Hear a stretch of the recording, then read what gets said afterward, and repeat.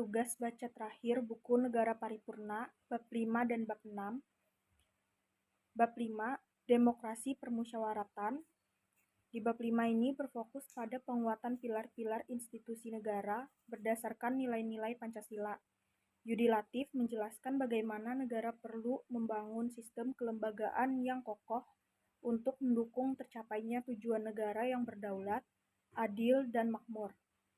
Bab 5 ini juga menyoroti tentang tantangan institusional yang dihadapi Indonesia dalam mewujudkan tata kelola pemerintahan yang ideal. Adapun poin-poin penting dari bab 5 yaitu yang pertama, reformasi institusi negara. Yudi Latif menegaskan pentingnya reformasi institusi negara agar lebih sesuai dengan nilai-nilai Pancasila.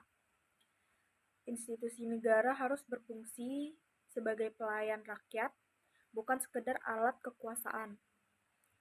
Reformasi harus mencakup semua aspek kelembagaan, termasuk eksekutif, legislatif, yudikatif, dan lembaga-lembaga pendukung lainnya.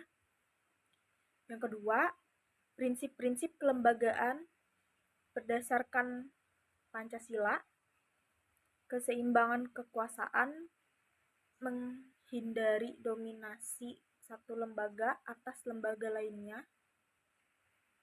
demokrasi partisipatif, memberikan ruang bagi rakyat untuk berpartisipasi dalam pengambilan keputusan melalui mekanisme yang inklusif dan transparan, akuntabilitas dan transparansi. Setiap institusi negara harus bertanggung jawab kepada rakyat dan menjalankan tugasnya secara terbuka. Yang ketiga, tantangan kelembagaan di Indonesia, korupsi sistematik. Praktik korupsi melemahkan kepercayaan publik terhadap institusi negara. Birokrasi yang tidak efisien, proses birokrasi yang lamban dan berbelit-belit menghambat pelayanan publik.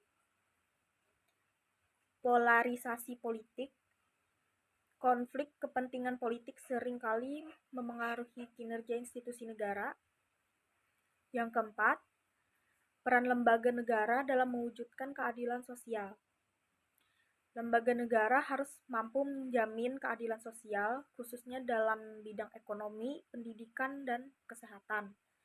Pemerintah harus memperkuat kebijakan redistributif untuk mengurangi kesenjangan sosial dan menciptakan peluang yang setara bagi seluruh rakyat.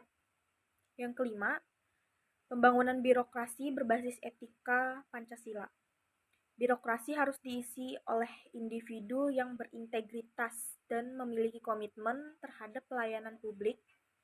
Nilai-nilai Pancasila seperti gotong royong dan keadilan harus menjadi pedoman utama dalam tata kelola birokrasi.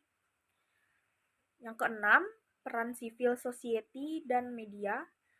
Selain institusi negara, masyarakat sipil dan media memiliki peran penting dalam mengawasi kinerja pemerintah dan memastikan implementasi nilai-nilai Pancasila dalam kebijakan publik. Lalu kesimpulan pada bab 5 ini yaitu menegaskan bahwa penguatan pilar-pilar institusi negara adalah kunci dalam membangun sebuah negara paripurna. Institusi yang kuat, transparan, dan berlandaskan nilai-nilai Pancasila dapat menciptakan tata kelola pemerintahan yang efektif, demokratis, dan berkeadilan.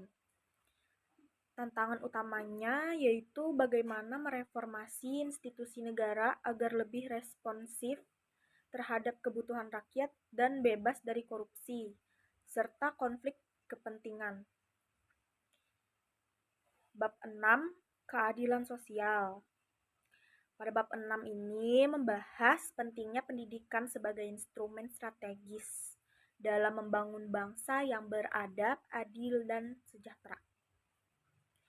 Di bab 6 ini menyoroti hubungan erat antara pendidikan dan pembentukan karakter kebangsaan berdasarkan nilai-nilai Pancasila. Lalu poin-poin penting pada bab 6. Yang pertama itu ada pendidikan sebagai landasan kebangsaan. Pendidikan tidak hanya bertujuan mencerdaskan kehidupan bangsa, tetapi juga membangun moral, karakter, dan identitas kebangsaan. Pendidikan berbasis Pancasila harus menjadi sarana untuk menanamkan nilai-nilai luhur seperti religiositas, kemanusiaan, kebersamaan, demokrasi, dan keadilan sosial. Yang kedua, tantangan sistem pendidikan di Indonesia.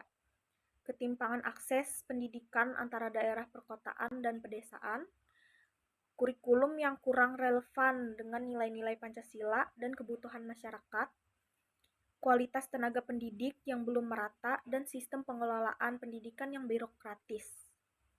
Yang ketiga, integrasi nilai-nilai Pancasila dalam pendidikan. Kurikulum harus mengintegrasikan pengajaran nilai-nilai Pancasila dalam setiap jenjang pendidikan. Pendidikan harus diarahkan pada pembentukan manusia yang bermoral, kreatif, dan mampu berpikir kritis. Pancasila tidak hanya diajarkan sebagai teori, tetapi juga diterapkan dalam kegiatan belajar, mengajar, dan kehidupan sekolah. Yang keempat, pendidikan karakter sebagai fokus utama. Pendidikan karakter berperan penting dalam membentuk individu yang berintegritas dan memiliki rasa tanggung jawab sosial. Nilai-nilai seperti gotong royong, toleransi, dan kejujuran perlu ditanamkan sejak dini melalui pendidikan formal maupun informal. Yang kelima, peran guru dan institusi pendidikan. Guru harus menjadi teladan dalam mengamalkan nilai-nilai Pancasila. Sekolah dan universitas harus menjadi pusat pengembangan budaya luhur, inovasi, dan etika. Yang keenam, pendidikan untuk keadilan sosial. Pendidikan harus berfungsi sebagai alat untuk mengurangi kesenjangan sosial dan ekonomi. Pemerintah itu perlu memastikan pendidikan yang berkualitas dan terjangkau untuk semua lapisan masyarakat. Yang ketujuh, pendidikan multikultural. Mengingat keberagaman Indonesia, pendidikan harus mampu membangun rasa persatuan di tengah pluralisme. Pengajaran tentang budaya lokal, agama, dan tradisi harus dikemas secara inklusif untuk memperkuat persaudaraan kebangsaan. Jadi kesimpulan pada bab 6 ini menegaskan bahwa pendidikan adalah kunci dalam mewujudkan cita-cita negara paripurna. Pendidikan yang berbasis nilai-nilai Pancasila harus diarahkan untuk mencerdaskan kehidupan bangsa, sekaligus membangun karakter kebangsaan yang bermoral, berkeadilan, dan inklusif.